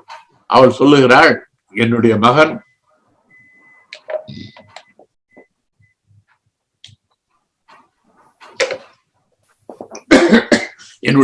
முதுகிலே புண்பட்டு இறந்திருப்பானே, ஆனால் அவன் பால் குடித்த என்னுடைய மார்பகங்களை அறுத்தறிவேன் என்று வாளோடு போர்க்களத்துக்கு சென்று அங்குள்ள இறந்து கிடக்கின்ற பிணங்களை எல்லாம் புரட்டி பார்க்கிறாள். அங்கே அவளுடைய மகன் மார்பிலே புண்பட்டு இறந்ததை கண்டு அவனை பெற்றதை விட அதிக மகிழ்ச்சி அடைகிறாள். அது வீரத்தினுடைய வெளிப்பாடு. நட்பு என்று பார்த்தால் கோப்பெருஞ்சோழன், பிசிராந்தையார் நட்பு. ஒருவருடைய சந்தித்தே கிடையாது, சந்திக்காமலே நட்பு. அதுபோல அன்பு என்று பார்த்தால் ஔவையார் அதிகமானுடைய தொடர்பு, மிகுந்த அன்புடையவர்களாக இருந்தார்கள். கொடை, ஈகை, இதை பற்றி எல்லாம் பார்க்க வேண்டுமானால் மதுரை கணக்காயனார் மகனார் நக்கீரனார் என்பவர் ஒரு பாடல்ல செல்வத்து பயனை ஈதல் துய்ப்போவனிலே தப்புன பலவே என்பார். அதாவது செல்வத்தினுடைய பயன் என்னவென்றால் இருப்பதை பிறருக்கு அளித்து கொடுப்பதுதான். தானே எல்லாவற்றையும் அனுபவிக்கலாம் என்று ஒருவன் நினைத்தால் அவன் பிறருக்கு கொடுப்பதனாலே வருகின்ற இன்பத்தை இழப்பான் என்று சொல்லுகிறார். இன்னொருவன் கடலுள் மாய்ந்த இளம்பெரு வழுதி என்ற மன்னன் இந்த உலகம் ஏன் ஏங்கிக் கொண்டிருக்கிறது என்று சிந்தித்தான். அவன் ஒரு முடிவுக்கு வந்தான். அந்த பாடல் உண்டாளம்மை உலகம் என்று தொடங்குகிற பாடல். அந்த பாடல கடைசியில சொல்றான், தனக்கென வாழா பிறர்க்கென மகிழ்னர் உண்மையானே. அதாவது தனக்காக வாழாமல் பிறருக்காக வாழுகின்ற மக்கள் இருப்பதனால்தான் இந்த உலகம் இயங்கிக் கொண்டிருக்கிறது என்பார். ஏத்தான் வள்ளுவர் தாளாற்றி தந்த உறவெல்லாம் தக்காருக்கு வேளாண்மை செய்த பொருட்டு என்பார். இது போன்ற கருத்துக்கள் அன்றும் இருந்தது, இன்றும் இருந்தது. இன்னும் புறநானூற்றுல கணியன் பூங்கொன்றனார் யாதும் ஊரே யாவரும் கேளு, அது உலகம் எல்லாமே, எல்லா ஊரும் நம்முடைய ஊர் தான், எல்லாருமே நம்முடைய உறவினர் தான். தீதும் நன்றும் பிறதரவாரா, உனக்கு தீமையோ நன்மையோ பிறரால வருவதில்லை, அதை நீ எப்படி எடுத்துக் கொள்கிறாய் என்பதை பொறுத்து இருக்கிறது. அல்லது நீ தீமை செய்தால் உனக்கு தீமை வரலாம். அது போன்ற கருத்துக்கள் இருக்குது. இன்னொரு பாடல்களே ஒரு வீட்டிலே சாவு பறை ஒலிக்கிறது, இன்னொரு வீட்டிலே அதே சமயத்துல மற்றொரு வீட்டுல திருமணத்துக்கான பறை ஒலிக்கிறது. உலகத்துல இன்பமும் உண்டு, துன்பமும் உண்டு. ஆகவே நீங்கள் இன்பத்தை கண்டு வாழுங்கள், இன்பம் எங்கே இருக்கிறது என்று தேடி அதை கொண்டு வாழுங்கள் என்று ஒரு புலவர் வருகிறார். இப்படி பல அரிய கருத்துக்கள், இவையெல்லாம் காலத்தை கடந்து இருக்கக்கூடிய கருத்துக்கள் இருந்தன. அதுதான் புறநானூற்றினுடைய சிறப்பு. இன்னொன்று, புறநானூற்றில்தான் நம்மளுடைய வரலாறு ஓரளவுக்காக இருக்கிறது. தமிழர்களுடைய வரலாறு எங்கும் சரியாக எழுதப்படவில்லை. நான் சொல்லுவது சங்ககால வரலாறு. அங்கங்கே ஒரு சில மன்னர்களை பற்றிய செய்திகள் இருக்கிறது. அந்த மன்னர்கள் தரமான ஆட்சி புரிந்ததும் அல்லது அவர் தரமான ஆட்சி புரியாத செய்திகளும் உண்டு புறநானூற்றிலே. சிறப்பு. யாதும் ஊரே யாவரும் கேள்வின்னு அவர் அன்னைக்கு சொல்லிட்டு போயிருந்தா கூட இன்னைக்கு அது நிச்சயம் நிரூபணமாயிருக்கிறது. நம்ம ஜப்பான்ல இருந்து அமெரிக்கா வரைக்கும் இருந்தாலும் இந்த ஜூம் செயலி வழியா நம்ம இது போல நிகழ்ச்சிகள் நடத்துவது மிகவும் சிறப்பு. அது COVID-19 மாதிரி வைரஸுக்கு ஒரு விதத்துல நன்றி தான் சொல்லணும். நீங்க புறநானூறு எழுதிருக்கீங்க. நீங்க 2011 சார்ல்ஸ்டன்ல நடந்த ஃபெட்னால் பாரியின் கதை நாடகம் எழுதி இயக்கி பண்ணிருக்கிறீங்க. நான் அப்ப இருந்தேன், பட்டிமன்றத்தில் கூட கலந்துக்கிட்டேன், நான் வந்திருந்தேன் அந்த கதைக்கு. அந்த கதையை நான் பாத்துருக்கிறேன், எனக்கு ஓரளவுக்கு ஞாபகம் இருக்கு. இப்படி நீங்க போயிருந்த காலத்துல திடீர்னு ஒரு நாடகம் போட்டதன் காரணம் என்ன, அதோட ஆர்வம் எப்படி வந்தது, அதை பத்தி ஒரு கொஞ்சம் சொல்லுங்க. நாடகம் திடீர்னு போடல, அதுக்காக இங்க தயார் பண்ணோம். இங்க நாங்க புறநானூறு படித்து கொண்ட காலத்துல இந்த பாரிய பத்தி புறநானூற்றுல பல பாடல் இருக்குது. புறநானூற்றுல உள்ள பாடல்கள் எல்லாம் தனி பாடல். ஒரு பாடலுக்கு இன்னொரு பாடலுக்கு ஒன்றும் தொடர்பே கிடையாது, தொடர்கதை மாதிரி இல்லை. பாரியை பத்தி ஒரு 10-15 பாடல்கள் இருக்கின்றன. எனக்கு என்ன தோணுச்சுன்னா, ஏன் இதை நாம் ஒன்று சேர்க்கக்கூடாது? நமக்கு தேவையான சில கருத்துக்களை எல்லாம் இந்த பாடலிலிருந்து எடுத்து ஒரு கதையாக எழுதலாம். நான் கதையாக எழுதலாம்னு நினைத்தேன். கதை எழுதவோ ஒரு நாடகமாக எழுதினேன். அப்ப அந்த நாடகத்துல நான் கபிலராக நடித்தேன். அப்புறம் சில மன்னர்கள், அது பின்னணி என்னவென்றால், பாரி கொடையில் சிறந்தவன். அவன் கொடையினால மிகுந்த புகழ் பெற்றான். அதனால மற்ற மன்னர்கள் எல்லாம், சேர சோழ பாண்டிய மன்னர்கள் எல்லாம் பொறாமை அடைந்தார்கள். பாரியை கொல்ல வேண்டும் என்று முயற்சி செய்தார்கள். அவர்கள் தனிப்பட்ட முறையில ஒவ்வொருவரும் இவ்விடத்துல போராடி தோற்றார்கள். ஆகவே அவர் 3 பேர் சேர்ந்து போராடலாம் என்று முடிவு செய்தார்கள். போராட வந்தார்கள். அங்கு வந்த பொழுது கபிலர் சொல்லுகிறார், முற்றுகையிட்டார்கள், பாரியுடைய பரம்பு மலையை முற்றுகையிட்டார்கள். இப்போ கபிலர் அவைக்கள புலவர், அவர் சொல்லுகிறார், நீங்கள் எத்தனை நாட்கள் முற்றுகையிட்டாலும் உங்களால் எங்களை வெல்ல முடியாது. ஏனென்றால் எங்களுக்கு வேண்டிய பொருள் இருக்கிறது, எங்களிடத்திலே வீரர்கள் இருக்கிறார்கள். ஆனால் நீங்கள் பாரியை வெல்ல வேண்டுமானால் பாணர்களை போல, உங்கள் மனைவியர் விரலியரை போல ஆடியும் பாடியும் வந்தால் பாரி உங்களிடத்துல உங்களை சந்திப்பான் என்று சொல்லுகிறார். இவர்கள் அப்படி செய்வார்கள் என்று அவர் எதிர்பார்க்கவில்லை. இவரெல்லாம் அரசராக இருப்பவர்கள் தன்மானத்தை விட்டு ஒரு பாணரை போல் வருவார் என்று அவர் எதிர்பார்க்கவில்லை. ஆனால் வந்தார்கள். வந்த பொழுது பாரியும் வந்தால் பாரியை கொலை செய்தார்கள். எப்படி ஜூலியஸ் சீசரை கொலை பண்ணாங்களோ அந்த மாதிரி ஒரு வஞ்சகமாகத்தான் கொலை செய்தார்கள். இதைத்தான் நாங்கள் நாடகமாக தயார் செய்து இங்க எங்க வாஷிங்டன் வட்டாரத்துல நடித்தோம். அதே நாடகத்தை தான் திரும்பி அங்க சவுத் கரோலினா நடத்தினோம். அப்போ நண்பர்களாக இருந்தவர் சுந்தர் குப்புசாமி, இப்போ சென்றாண்டு பேரவை தலைவராக இருந்தவர், அவர் ஒரு மன்னராக நடித்தார். நன்றிங்கய்யா. தஞ்சையிலிருந்து ஓர் அறிவு பயணம் நாசாவிற்கு. இதை தமிழ் ரேடியோவில் நேரலையாக கேட்கலாம். அதே போல் American Tamil media YouTube, American Tamil radio, Galatta நெட்டிசனின் முகநூல் பக்கங்களில் நேரடியாக கேட்கலாம். ஐயா, உங்களுக்கு ஏதாவது சிறு இடைவேளை வேணுங்களா? ஸோ நீங்க இப்படி தமிழ் நிறைய பண்ணியிருக்கிறீங்க. இதுல த ஏஜ்லெஸ் விஸ்டம் அப்படின்ற திருக்குறளை சார்ந்த ஒரு புத்தகம் எழுதியிருக்கிறீங்க. இத பத்தி கொஞ்சம் சொல்லுங்க. அதனுடைய வரவேற்பு எப்படி இருந்தது அந்த நான் தமிழ் ஸ்பீக்கிங் கிரவுடு? அந்த புத்தகம் எழுதுனது தான் எனக்கு சுவையான நிகழ்ச்சி. ஏன்னு கேட்டா, நான் வந்து இங்க இராணுவத்திலே பணிபுரிந்த பொழுது ஒரு நண்பர் இருந்தார். அவர் ஒரு அமெரிக்கன், நெருங்கிய நண்பர். நான் வாரத்துக்கு ஒரு முறை அவரோடு சந்தித்து பல ப்ராஜெக்ட்ல என்ன செய்ய வேண்டும் எல்லாம் பேசுவோம். அவர் எப்போ கொஞ்சம் மகிழ்ச்சியா இருப்பார், உற்சாகமாக பேசுவார். ஒரு நாள் அவரை நான் சந்தித்த பொழுது அவர் வருத்தமாக இருந்தார். அவர் பேர் சார்லி என்று பேர். நான் கேட்டேன், Charlie, what's wrong, why are you seem to be upset என்று சொன்னேன். அவர், ஆமா, நான் ரிட்டையர் ஆக போகிறேன் என்று சொன்னார். நான் சொன்னேன், you are not old enough to retire, why do you want to retire என்று கேட்டேன். அவர் சொன்னார், இல்ல, I had it with my boss, I can take care, I can manage this guy and I'm tired of this guy, அதனால நான் retire ஆக போறேன். அப்ப நான் சொன்னேன், எங்களுடைய மொழியிலே ஒரு செய்தி இருக்கிறது, அதை உங்களுக்கு நான் சொல்லுகிறேன், என்ன என்று கேட்டார். அப்ப நான் சொன்னேன், ஒரு மன்னர் அல்லது அது போன்ற உயர்ந்த பதவிகளில் இருக்கின்ற பொழுது அவர்களிடத்துல நாம் பழகுகின்ற பொழுது ரொம்ப நெருங்கி போகக்கூடாது, அதே சமயம் நெருங்காமலும் இருக்க முடியாது. அதனால ரெண்டுக்கும் ஒரு இடைப்பட்ட தூரத்துல இருந்ததா அவரிடத்துல நல்ல ஒரு சூழ்நிலை இருக்கும், பழக முடியும் என்று. அது எப்படி என்னால், குளிரில தீ காய்பவர்கள் தீ இடத்துல நெருங்கி சென்றால் தீ சுட்டுடும், எட்ட இருந்தா அந்த தீயினால பயன் கிடையாது. ஒரு குரல்ல இருக்குது, அகலாது அணுகாது தீக்காய்வார் போல்க இகழ்வேந்தர் சேர்ந்து ஒழுகுவார் என்று வள்ளுவர் சொல்லுகிறார். இந்த கருத்தை அவருக்கு நான் விளக்கினேன். அவர் ரொம்ப பிடித்திருந்தது. இது யார் சொன்னது சொன்னேன். Can you give me that book? கொடுக்குற மாதிரி புத்தகம்லாம் கிடையாது. ஏன்னா மொழிபெயர்ப்புகளை கொடுத்தா யாருக்கும் புரியாது. மொழிபெயர்ப்புகள்னால எந்த பயனும் கிடையாது. ஜி போப்பே மொழிபெயர்த்திருந்தாலும் அந்த குரலை நான் உங்களுக்கு கொடுத்தால், ஜி போப்பனுடைய மொழிபெயர்ப்பை கொடுத்தால் அது என்ன குரல் என்று பல பேரால் கண்டுபிடிக்க முடியாது. ஏன்னா திருக்குறளை மொழிபெயர்ப்பது கடினம். அதனால நான் என்ன நினைச்சேன், இப்படி மொழிபெயர்க்காமல் நாம் ஏன் ஒரு கட்டுரையாக எழுதக்கூடாது? நட்பு, அன்பு, இங்கிலீஷ்ல சொல்லணும்னா Valluvar on management, leadership, communication, friendship, family, right contact, இப்படி ஒரு 22 கட்டுரைகள் எழுதினேன். அந்த கட்டுரைகளை என்னுடைய முதல்ல வழக்கம் போல வலைத்தளங்களில் பதிவு செய்தேன். பின்னர் அது நூலாக வெளியிட்டேன். இந்த நூல் இப்ப அண்மையில 2 நாளைக்கு முன்னால இப்போ கிண்டல் ஃபார்மேட்ல வெளியிட்டு இருக்கிறேன். அதை கேட்ட அது நண்பர் சொன்னாரு, அது ஆடியோ புக்கா கொண்டு வர முடியுமா என்றார். பார்க்கலாம், அது அடுத்த முயற்சி. வாழ்த்துக்கள் ஆடியோ கொண்டு வர்றதுக்கு. நீங்க செம்மொழி மாநாடு, சிறப்பான செம்மொழி நாடு கோயம்புத்தூர்ல நடந்தது. நாங்களாம் செய்தியில தான் படிச்சோம். அந்த மாநாடு பற்றி ஒரு சிறு தகவல் பகிர்ந்துங்க. அந்த மாநாடு ரொம்ப சிறப்பாக நடந்தது. ஆனால் அது ஒரு விழா போல இருந்தது, ஒரு மாநாடு போல, ஒரு ஆய்வுக்கு ஒரு ஆராய்ச்சி மாநாடு மாதிரி நடக்கவில்லை. அது ஒரு 2 லட்சம் பேர் இருந்தாங்க. அதனால அப்படி 2 லட்சம் பேர் வச்சு மாநாடு நடத்த முடியாது. கலைஞர் பேசினார், எல்லாம் பெரியவங்க எல்லாம் பேசினாங்க, எல்லாரும் கேட்டாங்க. இந்த ஆய்வு எல்லாம் கடைசியில ஒரு பேரலல் செஷன், எங்க ஒரு இடத்துல போய் பேசுங்கட்டாங்க.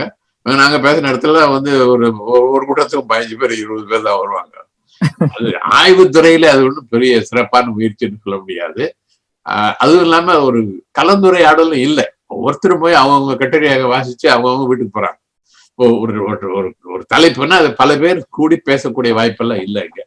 அதுதான். மற்றபடி மாநாடு ரொம்ப பெரிய கூட்டம், சிறப்பாக நடைபெற்றது.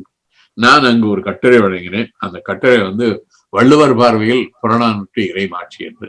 அந்த கட்டுரைகளுடைய தலைப்பு பொருள் என்னன்னா, புறநானூறு வள்ளுவர் இறைமாட்சி என்ற அதிகாரத்துல திருக்குறள்ல 39வது அதிகாரம் இறைமாட்சி. அதுல மன்னன் என்றவன் கடுஞ்சொல் கூறாதவனாக இருக்க வேண்டும், எளிமையானவனாக காட்சி கழிவனாக இருக்க வேண்டும், அறிவு, கல்வி, கொடை, ஈகை, புகழ், இது எல்லாத்துக்கும் சிறந்தவனாக இருக்கணும். பல பல பல கருத்துக்களை சொல்லுகிறார்.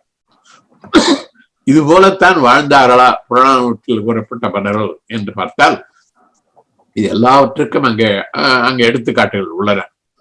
கொடை, ஈகை, வீரம் எல்லாவற்றுக்கும் புறநானூற்றில் எடுத்துக்காட்டுகள் உண்டு. அப்ப இந்த புறநானூற்றில் வாழ்ந்த மன்னர்கள் எல்லாம் சிறப்பாக பணிபுரிந்தார்களா? அங்க ஏதாவது குறை இருந்ததா என்றால் ஒரு சில குறைகள் இருந்தன. அது தமிழ் சமுதாயத்துக்கே உள்ள குறை. அந்த மன்னர்கள் எல்லாம் தங்களை தமிழ் மன்னர்களாக கருதவில்லை, தமிழால் இணையவில்லை. சேரன் சேரனாகவே இருந்தான், சோழன் சோழனாகவே இருந்தான், பாண்டியன் பாண்டியனாகவே இருந்தான் ஒழிய தமிழ் கூறும் நல்லுலகம் குமரி முதல் வெங்கடம் வரை பேச்சுலதான் இருந்து ஒழிய யாரும் எல்லாவற்றையும் ஒன்று சேர்த்து ஒருவன் ஆளவில்லை. கரிகால் சோழன் ஆண்டான், கரிகால சோழனுக்கு அப்புறம் தமிழ்நாட்டு ஆண்டவர் காமராஜர் தான் நினைக்கிறேன். பல பேர் அவங்களுக்குள்ள போரிட்டு கொண்டார்கள். அது ஒரு குறை நம்முடைய மன்னரிடத்துல. இவரிடத்துல ஒற்றுமை இல்லாத காரணத்தினாலதான் கிபி 3ஆம் நூற்றாண்டுல களப்பிரர்கள் நம்ம 300 ஆண்டுகள் ஆண்டார்கள்.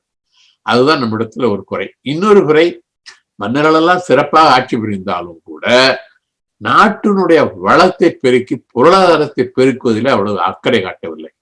நீங்க வரவனுக்கெல்லாம் நீங்க கொடை கொடுத்தாலும் அவன் பிழைக்க முடியாது. அவன் திரும்பி வந்துடுவான், காசு கேட்க தான் வருவான்.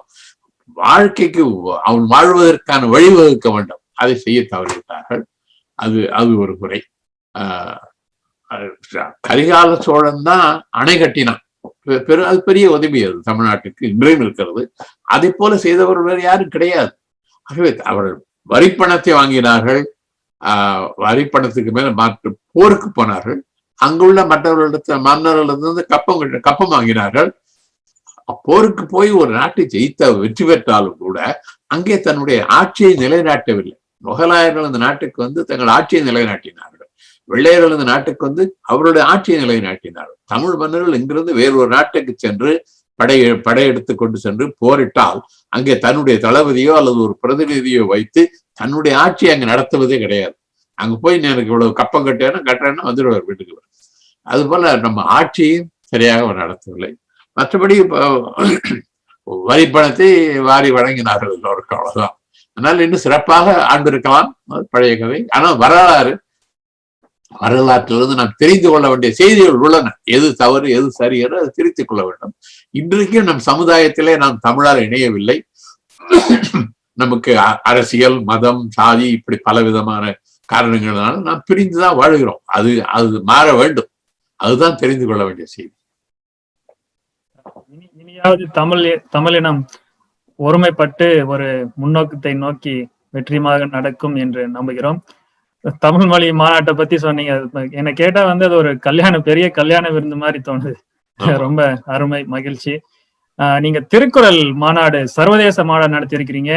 அதே மாதிரி 10வது உலக தமிழ் ஆராய்ச்சி மாநாடு, அதுலயும் ஒரு திருக்குறள் நிகழ்ச்சி நடத்திருக்கேன். நான் அந்த நிகழ்ச்சி கூட வந்திருந்தேன். சோ திருக்குறள் இந்த மாநாட்டின் சிறப்பு என்ன? புத்தகமெல்லாம் எழுதியிருக்கிறீங்க. இதான் இந்த மாநாட்டுல வர்றதுனால வேற என்ன பயன் இருக்குது? எவ்வளவு அது ரீச் இருக்குது மத்த தமிழ், நான் தமிழ், அதை பத்தி கொஞ்சம் சொல்லுங்க. திருக்குறள் மாநாடு 2005ஆம் ஆண்டு நடைபெற்றது. பல நண்பர்களுடைய உதவியினால நடைபெற்றது. அது சிறப்புரையாற்றியவர் ஒரு முன்னாள் துணைவேந்தர் வி.சி. குழந்தசாமி, அப்புறம் ஜார்ஜ் ஹார்ட் அவர்கள், மற்ற பேராசிரியர்கள் நிறைய பேர் வந்தாங்க. அங்கிருந்து பேராசிரியர் ஞானசம்பந்தம், மருதநாயகம், முருகரத்னம், சாவே சண்முகம், தவத்திரு ஜெகத் காஸ்பர், இப்படி பல பேர் வந்தார்கள். மேலந்து மாநிலத்தில் உள்ள ஆளுநர், கவர்னர் எங்களுக்கு அந்த வாரத்தை திருக்குறள் வீக் என்று அறிவித்தார். அப்புறம் இங்க உள்ள ஒரு காங்கிரஸ்மேன், எலேஜா கமின்ஸ் ஒரு காங்கிரஸ்மேன், இப்ப இறந்து போயிட்டார். அவர் திருக்குறளை பத்தி சிறப்பாக ஒரு உரையாற்றினார். மாணவர்கள் பங்கேற்க வேண்டும் என்பதற்காக நாங்கள் என்ன செய்தோம், ஒரு கல்லூரியில தொடர்பு கொண்டு இந்த மாநாட்டுக்கு மாணவர்கள் மாநாட்டினுடைய நிகழ்ச்சிகளை கட்டுரைகளாக எழுதி ஆசிரியரிடத்துல கொடுத்தால் அந்த ஆசிரியர் அதற்கு ஒரு கிரெடிட் கொடுப்பார். அந்த மாதிரி மற்றபடி இந்த மாநாட்டுக்கு ஆராய்ச்சி கட்டுரைகளை அனுப்புமாறு நாங்கள் உலகளாவிய அளவில் அறிவித்திருந்தோம். அதுல ஒரு 250 கட்டுரை சுருக்கங்கள் வந்தன. அந்த சுருக்கங்களை ஆய்வு செய்து 100 சுருக்கங்களை 100 கட்டுரை சுருக்கங்களை தேர்ந்தெடுத்து அவர்களை கட்டுரைகளை எழுத சொன்னோம். அந்த 100 கட்டுரைகளில் சிறப்பான கட்டுரைகளாக 40 கட்டுரைகளை தேர்ந்தெடுத்து இணையத்தில் பதிவு செய்தோம். பின்னர் அந்த 40 கட்டுரைகளிலே மிகச்சிறந்த கட்டுரையாக முதற் பரிசு பெற்ற கட்டுரை இறையன்பு IAS அவருடைய கட்டுரை, 2வது கட்டுரை திருமதி முனைவர் நாகபூஷணம் அவருடையது, இன்னொன்று அழகம்மை ஒரு பேராசிரியர். இது போன்ற கட்டுரைகள். திருக்குறள் மாநாட்டை ஒட்டி கலை நிகழ்ச்சிகள், திருக்குறள் சார்ந்த கலை நிகழ்ச்சிகள். திருக்குறளை மற்ற மொழி பேசுபவர்களுக்கு எடுத்து செல்வது கடினம், உண்மையை சொல்ல வேண்டும். எவ்வளவுதான் நமக்கு ஆர்வம் இருந்தாலும் எனக்கு என்ன, நம்முடைய இளைய தலைமுறைக்கு கொண்டு போகலாம், அது ஓரளவுக்கு முடியும். ஆங்கிலத்துல புத்தகம் இருந்தால் அவர்கள் படிக்கலாம், அல்லது நம்ம படிக்க சொல்றோம், நமக்காக படிப்பாங்க அவங்க அதுக்கு. ஆனால் தமிழே தெரியாதவர்கள் எதுக்காக வரணுங்க? இப்ப இப்ப ஜப்பானிய மொழியில ஒரு பெரிய அரிய திருவள்ளுவர் போல் ஒரு இருந்தார் என்றால் அவரை பற்றி போய் நான் போய் படிப்போமா? யாராவது சொல்ல வேண்டும். அது மார்க்கெட்டிங், ப்ரமோட் பண்ணணும். அது ஒரு மாநாட்டினால முடியாது. இது போல தொடர்ந்து செய்ய வேண்டும். நாம் ஒவ்வொருவரும் நம்முடைய நண்பரிடத்துல, வேறு மொழி பேசுகின்ற நண்பரிடத்துல சொல்ல வேண்டும். இது பெரிய பெருமளவில் அதுக்கு நாம முன்னேற்றம் நம்ம தான் செய்யணும். அது இந்த மாநாடு ஒரு தொடக்கம்தான். இந்த மாநாட்டுக்காக நான் முன்னாள் குடியரசுத் தலைவர் அப்துல் கலாம் அவர்களை சந்தித்தேன். அப்ப நான் நீங்க வரணும், எங்க மாநாட்டுக்கு சிறப்புரையாற்ற வாருங்கள்னு சொன்னேன். அவருதான் கேட்டாரு, ஒரு மாநாடு நடத்தினா போருமா அப்படின்னாரு. ஐயா, இது ஒரு தொடக்கம், இது போல இன்னும் நடக்கும் என்று நினைக்கிறேன். அவர் வர முடியவில்லை. ஆனா அவர் ஒரு இணைய வழியாக ஒரு சிறப்புரையாற்றி கொடுத்தார் எங்களுக்கு. இது போல மற்ற மாநாடுகள் நடத்தியிருக்கோம். ஆனா ஒரு விழிப்புணர்வு இருக்கிறது. குறுந்தொகை என்னால என்னன்னு தெரியாது பல பேருக்கு. இந்த மாநாடு நடத்துறதுனால குறுந்தொகை ஒண்ணு இருக்குதா, அதுல என்ன சொல்லி இருக்குன்னு பல பேர் கேட்கிறாங்க. நண்பர்கள், இங்குள்ள நண்பர்களுக்காக தெரிகிறது. அது இன்னும் ஆண்டுதோறும் ஒவ்வொரு தமிழ்ச்சங்கமும் நடத்தலாம். ஒவ்வொரு தமிழ்ச்சங்கமும் ஒரு மாநாடு நடத்தலாம், தாராளமா நடத்தலாம். பெட்னாவிலேயே ஒரு நாள் ஒதுக்கலாம் இதற்காக. இப்படி பல முயற்சிகள் நடைபெற வேண்டும். கோடிக்கணக்கில் ஜனங்க வந்தாங்க. அந்த கண்காட்சி கூட 10 நாள் ஏதோ வச்சிருந்தது, 20-30 நாள் தள்ளி போடக்கூடிய அளவுக்கு கூட்டம். அப்ப ஒரு வெள்ளைக்காரர்கிட்ட நீங்க என்ன இது சிறப்புன்னு நினைக்கிறீங்க இந்த மாநாடு? நிறைய வெள்ளைக்காரங்க பல நாடுகள்ல இருந்து வந்திருந்தாங்க. அப்ப நான் அவர்கிட்ட என்ன வடி அப்படின்னு கேட்கும்போது அவர் என்ன சொன்னார்னா, எந்த விதமான ஒரு பெரிய நடிகரோ ஒரு பெரிய ஒரு ஸ்டார் அட்ராக்ஷனோ இல்லாம ஒரு மொழிக்காக ஜஸ்ட் ஒரு லாங்குவேஜ் இதுக்காக இவ்வளவு கூட்டம் வர்றது நான் எதிர்பார்க்கவே இல்லை. அது எனக்கு ஒரு ஆச்சரியமா படிச்சு, நம்ம தமிழ் மொழிக்கு இவ்வளவு ஒரு பெரிய சிறப்பா இருக்கு. ரெண்டாவது அவங்க பிரபு இந்த மாநாடுகள்லயுமே, அப்புறம் பாலாவும் சொன்னார் இந்த வினாடி வினா நிகழ்ச்சி, நாங்களே இது ஆரம்பத்துல ஒரு நண்பர்கள் சேர்ந்த பிறகு கூட இதெல்லாம் என்ன நம்மளால முடிஞ்சதை செய்வோம், ஒரு 10 பேர் 15 பேர் வந்தா பெருசுன்னு நினைச்சது. இது ஒரு பெரிய ஒரு சர்ப்ரைஸ். நமக்கு இந்த மொழிக்குரிய துன்பம் கொடுக்கக்கூடிய ஒரு வலி, அதை உணர்ந்துக்கணும். அதுவும் பாத்தீங்கன்னா கூட்டம், திருக்குறள் மாநாடு சொன்னது 2005 300 பேர் 400 பேர் கிட்ட, நாங்கெல்லாம் ஒரு 50-60 பேர் வருவாங்களான்னு நினைச்சோம். இது மாதிரி இந்த மொழிக்கு ஒரு ஆர்வம் இருக்கு, ஜனங்கள்கிட்ட ஆர்வம் இருக்கு. அது இளைய தலைமுறைகிட்ட சொல்லணும்னா, இதுல நம்ம தமிழ் மொழிக்கா தமிழ் இலக்கியத்தோ முயற்சி எடுத்தோம்னா அதுக்கு ஒரு மக்கள்கிட்ட இருக்கு, அதை சேர்க்கணுங்கிறது தான் கருத்து. நம்ம இடத்துல இருக்கிறது சந்தேகம் இல்லை, நம்ம தலைமுறையில் இருக்கிறது, அடுத்த தலைமுறைக்கு கொண்டு போக முடியும் நம்பிக்கை இருக்கிறது. ஆனால் அது சம்பந்தமில்லாத வெளியூர்ல இருக்கவங்களுக்கு அவரிடத்துல கொண்டு போக முடியுமான்னா அதுக்கு இன்னும் முயற்சி வேண்டும். சிறப்புங்க ஐயா.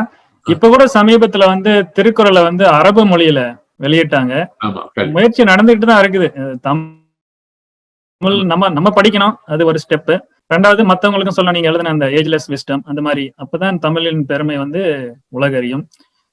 நீங்கள் பார்த்து கொண்டிருப்பது தஞ்சையில் இருந்து நாசாவிற்கு ஓர் அறிவு பயணம், முனைவர் பிரபாகரன் அவர்களின் ஒரு சந்திப்பு. இதை American Tamil media YouTube, American Tamil radio மற்றும் கலாட்டா நெட்டிசனின் நெட்டிசன் முகநூல் பக்கங்களில் கண்டு ரசிக்கலாம், கேட்டு மகிழலாம்.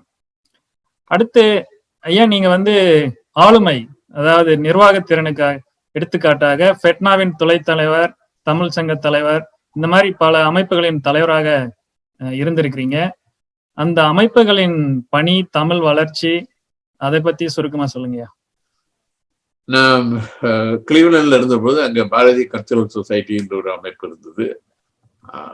தமிழ் ஓரளவுக்கு தான் இருந்தது. அங்க தலைவராக இருந்தேன்.